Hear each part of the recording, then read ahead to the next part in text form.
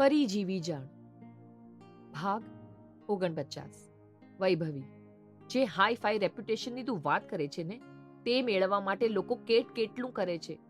તને તો આ બધું એમ જ મળ્યું છે, માત્ર તારે અપનાવવાનું છે. હિતેનભાઈ ભૂલી ગયા કે અંદર પાર્ટી ચાલી રહી છે. વાતાવરણ ગંભીર બની ગયું હતું. કંઈક અસામાન્ય ઘટના બનવાના અણસાર વર્તાઈ રહ્યા હતા. દૂર ઉભેલા દેવાંશ પોતાના ખાસ દિવસે પણ ચિંતિત નજરે પોતાના પિતા અને બહેનની સામે વારંવાર જોઈ રહ્યો હતો. મારે નથી જોઈતું તો આ બધું એમ જ. મને કોઈ જરૂર નથી. હું જેમ જીવું છું તેમાં ખુશ રહેતા શીખી ગઈ છું. નંદિનીએ સાધારણ રીતે જ બધું નકારી દીધું. કહેવું સહેલું છે નંદિની, આ બધું મૂકીને જીવી તો જો. હું પણ જોવા માંગુ છું કે તું જીવી લેવાની તાકાત કેટલી રાખે છે. તને જે મળ્યું છે એ શું મળ્યું છે મને? અરે શું આપ્યું છે તમે મને? તમે જે આ બધી વૈભવની વાતો કરો છો એ વચ્ચે હું કેમ મોટી થઈ છું તેની તમને જાણ પણ છે? સ્કૂલમાં તથા રેગિંગથી લઈને હર કદમ પર કોઈનો સાથ ઈચ્છતી બાળકી સામે તમે ક્યારે જોયું પણ છે?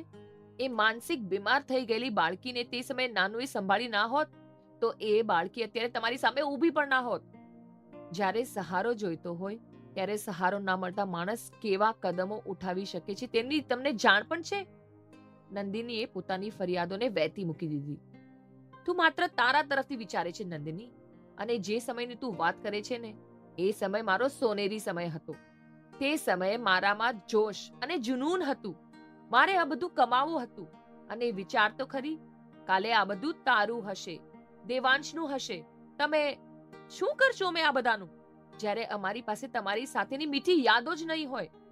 શું કરશે દેવાંશભાઈ આ બધા વૈભવનું જ્યારે એને એના સપનાઓને કૂછડે આ બધું મળ્યું હશે? દેવાંશભાઈ પાયલટ બનવા માંગતા હતા. શું તમે જાણો પણ છો? મને થયું કે તમને જણાવી દઉં. તમને શું કહેવા માંગે છે તું? હિતેનભાઈનો ગુસ્સો હવે પાર થઈ ગયો હતો. આઝાદીને જા, આઝાદી જીવી લે. હું પણ જોવા માંગુ છું કેટલા દિવસ સર્વાઈવ કરી શકે છે તું આ વૈભવી દુનિયા મૂકીને બહારની દુનિયામાં. મિસ્ટર અગ્રવાલ, વિચારીને બોલો, તમને પસ્તાવો થશે. તમે શું કહી રહ્યા છો તમે જાણો પણ છો? મારી આઝાદી તમારી રેપ્યુટેશનમાં આંચ લાવી શકે છે. નંદિનીએ કહ્યું ને હિતેનભાઈ હસી પડ્યા. શું ફરક પડશે?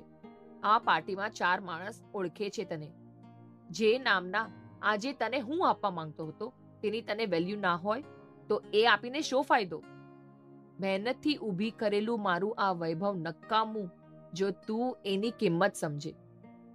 જ્યારે તને હોસ્ટેલ જવાની રજા આપી ત્યારે તું અને હું સારી રીતે જાણતા હતા કે તું ફરીને પાછી ઘરે જ આવીશ, અને એટલે જ તે એટલા વર્ષ હોસ્ટેલમાં નીકાળી દીધા.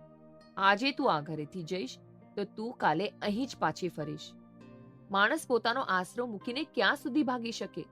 હિતેનભાઈના કહેવામાં વધુ પડતો વિશ્વાસ હતો.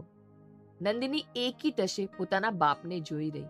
તમે તમારી રેપ્યુટેશનને બાજુ પર રાખીને મને આઝાદી બક્ષી, કેમ કે તમને વિશ્વાસ છે કે હું ત્રિપાઠી પરિવાર સાથે રહીશ ને ત્યાંથી હું ક્યાંય જવાની તાકાત નથી રાખતી. આવું જ માનવું છે ને તમારું? નંદિની પોતાના પિતાના મનમાં ચાલી રહેલા વિચારોને વાંચી રહી. હા, એ પરિવારમાં ગયા બાદ તું બદલાઈ ચૂકી છે.